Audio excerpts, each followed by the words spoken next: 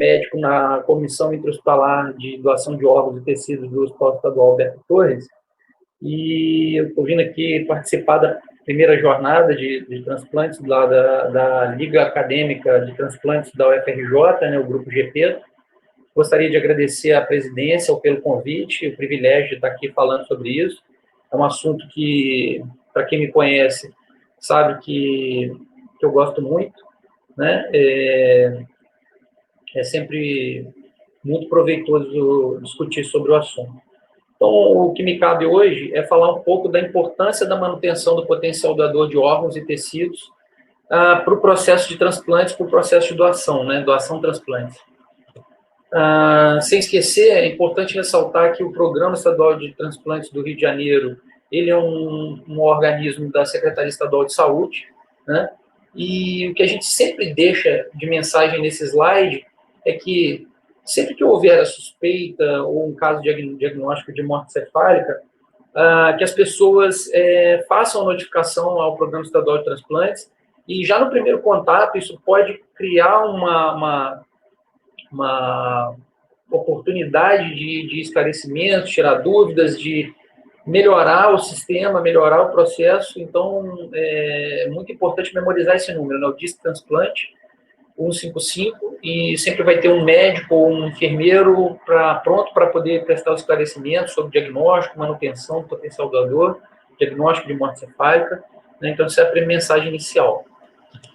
Bom, esse slide é um slide, na verdade, é um print do livro do modelo espanhol, né, de coordenação em transplantes, um livro muito conhecido na Espanha, lá por todos que trabalham nesse sistema. E já naquela época, já em 1998, onde eles já faziam a aplicação do sistema de programa de qualidade deles no processo de doação de transplantes, eles já verificaram as janelas de oportunidade, onde eles poderiam melhorar para aumentar o número de potenciais doadores e o número de transplantes no país, né? Então, falando de agora especificamente de manutenção de potencial doador, eles perceberam que quando eles investiam em treinamento, em estratégias de manutenção de potencial doador, eles começaram a melhorar os números, né, de doação, diminuindo o número de paradas cardíacas precoces no processo de doação-transplante. Então, no decorrer de quase uma década, eles tiveram uma diminuição de mais de 3% no número total de paradas cardíacas, né? Eles saíram em 98 de 5,5% de paradas cardíacas, para em 2006, né, 2,1% de paradas cardíacas, né? Isso em qualquer momento do processo, durante o diagnóstico, pós-diagnóstico, no curso da preparação logística para a doação de órgãos, e com isso eles aumentaram bastante o número de doadores efetivos e órgãos transplantados. Bom, e aqui no Brasil, esse é um print também da tela da RBTI, né, que é uma publicação da Associação Brasileira de Transplante de Órgãos, que trata das causas de não concretização de doação de órgãos de potenciais doadores que foram notificados em todos os estados do Brasil no ano de 2019. E aí eu ressalto aqui mais uma vez o total de paradas cardíacas que aconteceram nesse ano sobre o número total de notificações que aconteceram.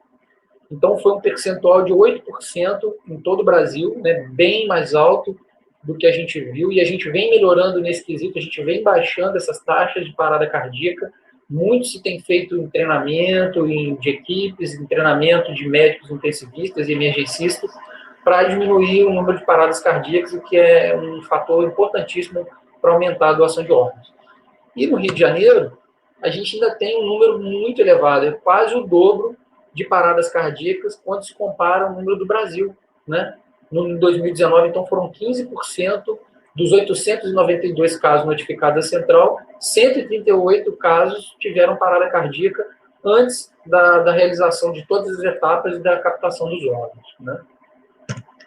Bom, os objetivos gerais de se manter um potencial doador após o diagnóstico de morte cefálica são a manutenção do estado circulatório e metabólico ideal, né, ideais, a avaliação e melhoria da função de cada órgão no curso dessa manutenção, a maximização do número de órgãos para transplante, né, que se quer um número maior de transplantes cada dia, e a melhoria da qualidade do enxerto. E aí, sobrevida do enxerto, melhor sobrevida do receptor. Bom, a morte cefálica, ela causa perda de mecanismos reguladores centrais que levam a inúmeras alterações fisiopatológicas, né?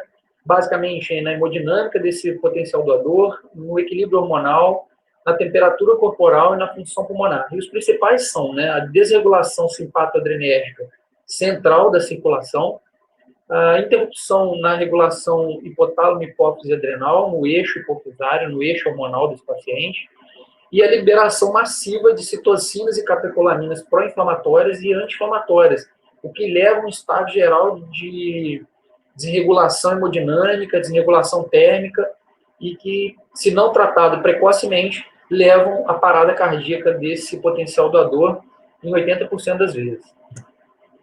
Dentre as mudanças que incidem mais vezes nos potenciais doadores, aqui por percentual de frequência que elas ocorrem, a hipotermia, então, é a principal delas, né? Se não prevenida, ela vai acontecer em 100% dos potenciais doadores.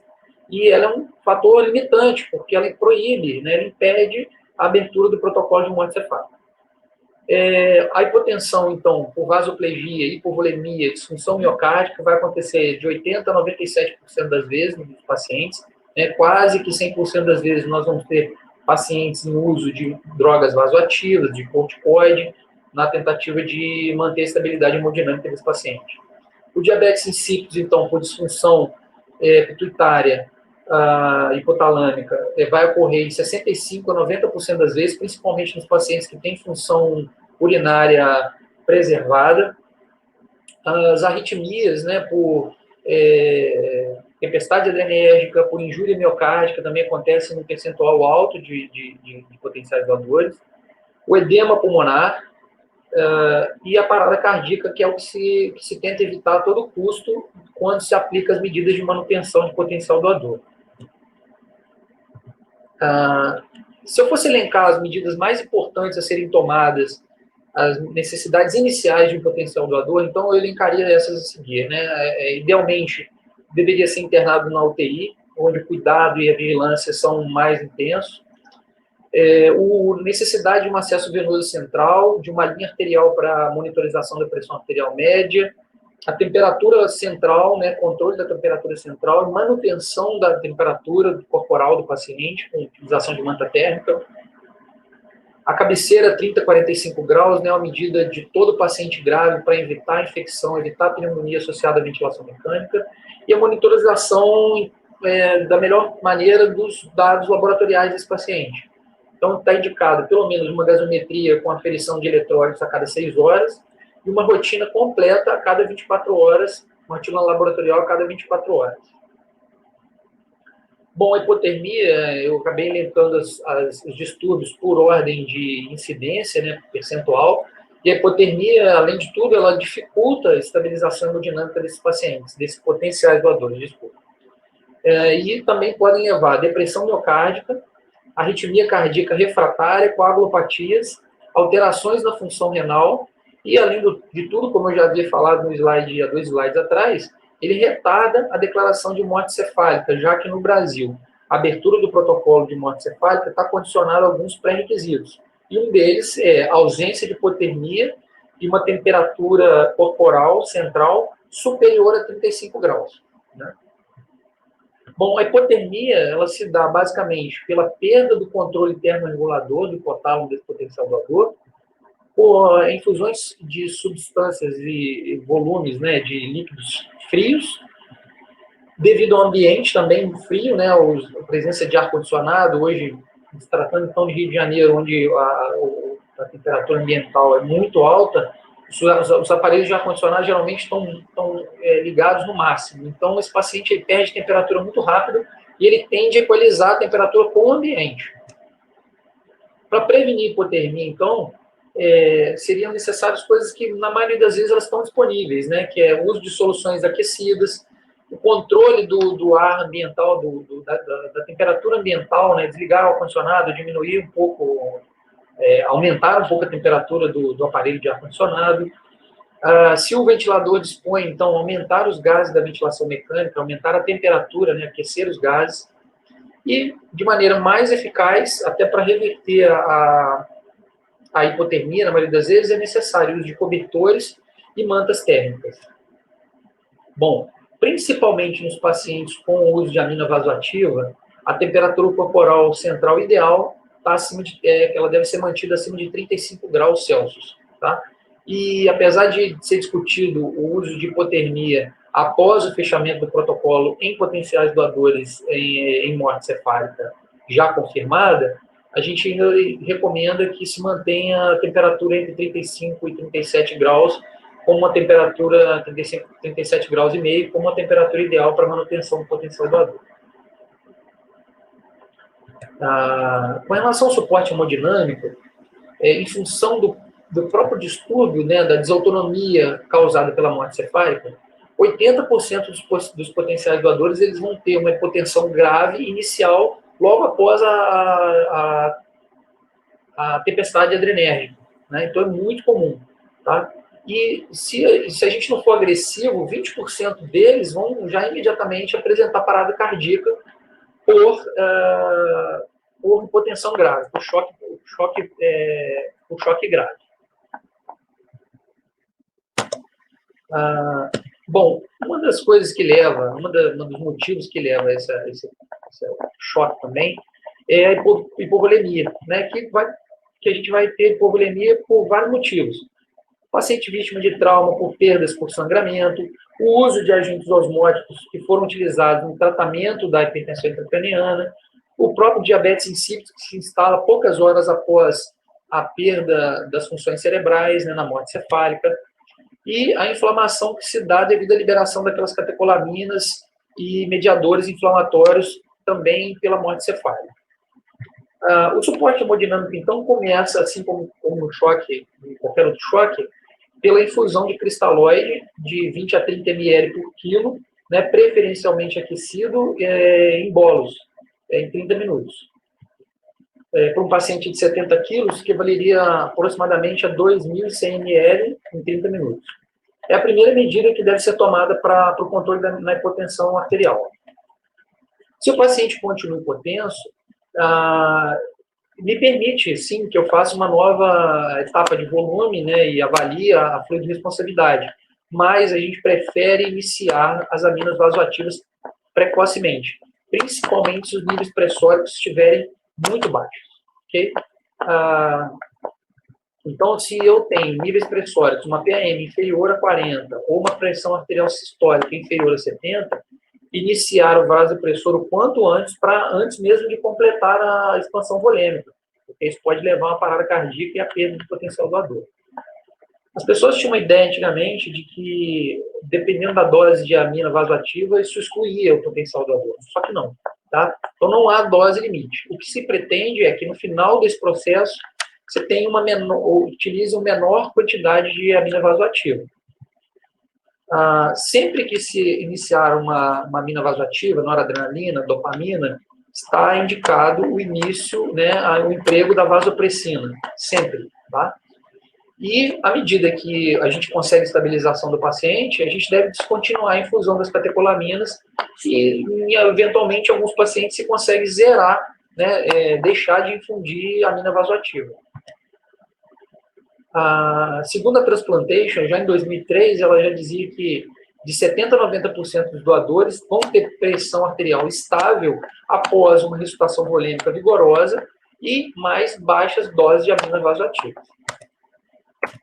Ainda em suporte hemodinâmico, é importante entender que esses pacientes que apresentam disfunção cardíaca, pode ser necessário o emprego de outras estratégias farmacológicas para poder tratar distúrbios, e vai de acordo com o protocolo de cada hospital, né? O que está mais indicado é o tratamento com as medidas preconizadas na American Heart, né? Para bradiarritmias, para taquiarritmias, tá? Nas taquiarritmias ventriculares, o uso de amiodarona ou lidocaína está indicado. Nas supraventriculares, a amiodarona. Nas bradiarritmias, e aí faz mais uma coisa bem peculiar da morte cefálica, a utilização de adrenalina né, já que, no caso de potenciais doadores com diagnóstico fechado, com morte encefálica, eles não respondem ao uso da atropina. Importante ressaltar que, no caso de parada cardíaca, é importantíssimo o emprego de suporte avançado de vida, já que, se revertida, esse potencial doador pode se tornar um doador efetivo e beneficiar muitas pessoas. Bom, para o suporte ventilatório, o que se preconiza é uma ventilação protetiva, usando parâmetros de ventilação baixos, né, parâmetros ideais, que seria um volume de ventilação em torno de 6 a 8 mililitros por quilo, tá? Uma frequência respiratória em torno de 14, com uma relação ex de 1:3. Uma PIP máxima de 10, né? A gente tem que considerar que o potencial doador ele tem, na maioria das vezes, pulmões normais, né? Objetivando uma PF acima de 300, ok? Os objetivos práticos, então, uma saturação acima de 94%, esse é um pré-requisito do novo protocolo de morte cefálica, uma saturação superior a 94%, uma PO2 acima de 100 e uma PCO2 entre 35 e 45, ou seja, parâmetros normais de ventilação e objetivos normais para a oxigenação de paciente.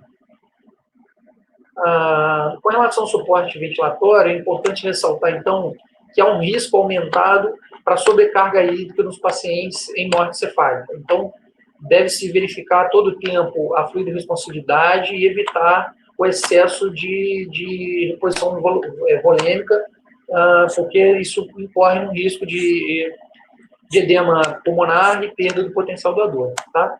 Como eu já falei nos slides iniciais, então a gasometria seriada se faz necessária para avaliação da função ventilatória, assim como eletrolítica do paciente, e diariamente o raio-x de tórax também é importante para o acompanhamento dessa função. Acabei não colocando nesse slide, mas a tomografia de tórax hoje tem sido solicitada rotineiramente, até por conta do tempo de pandemia, a validação de potenciais doadores já no primeiro momento, caso ele apresente alguma lesão compatível com coronavírus, lesão com coronavírus, já pode também constar como uma medida a ser tomada. Com relação aos cuidados gerais no suporte ventilatório, o tubo orotraqueal deve ser aspirado somente quando houver secreção, deve-se evitar a aspiração desnecessária. A mudança de decúbito a cada 2 horas, muito importante para evitar telectasia e acúmulo de secreções. Manter a cabeceira elevada a 30 a 45 graus, já havia falado dessa medida anteriormente. E a verificação diária, né, do cuff, a pressão do cuff, para poder manter a boa ventilação do paciente. Com relação ao suporte eletrolítico, o principal distúrbio que leva ao desbalanço eletrolítico do paciente é o próprio diabetes insípido central, né, que acaba gerando quadros de hipernatremia, hipocalemia, hipocalcemia, e na maioria das vezes, por excesso de cristalóide soro-fisiológico, também aí com acidose hiperclorêmica, né. Na tentativa de repor, muitas vezes a gente acaba se excedendo no uso da solução fisiológica e acaba gerando uma acidose hiperclorêmica. Bom, então, após o início da morte cefálica, logo após, os níveis de vasopressina ficam indetectáveis. E isso leva a um desbalanço da diurese, a osmolaridade plasmática aumenta demais e os distúrbios eletrolíticos vão aparecer, tá? O uso da vasopressina ou da desmopressina, ele é fundamental. Se o paciente tem estabilidade hemodinâmica, vamos lançar mão da desmopressina, pode ser venosa ou por puff nasal. E se o paciente já faz uso de medicação para diapamina vasoativa, já está recomendado, então, o emprego, e aí, nesse caso, também com o objetivo de evitar o diabetes insípido. No tratamento da hipernatremia, o que se pretende é manter um débito urinário entre 0,5 e 4 ml/kg por hora, com o objetivo de manter um sódio sérico inferior a 155 mEq por litro, e, sempre que necessário, tentar corrigir a hipernatremia com a administração de solução glicosada e solução salina. A água livre também pode ser empregada para essa correção. Sempre que o paciente apresenta algum distúrbio sanguíneo, seja anemia grave, seja algum risco de sangramento, está liberado o uso de componentes sanguíneos para essa correção, tá?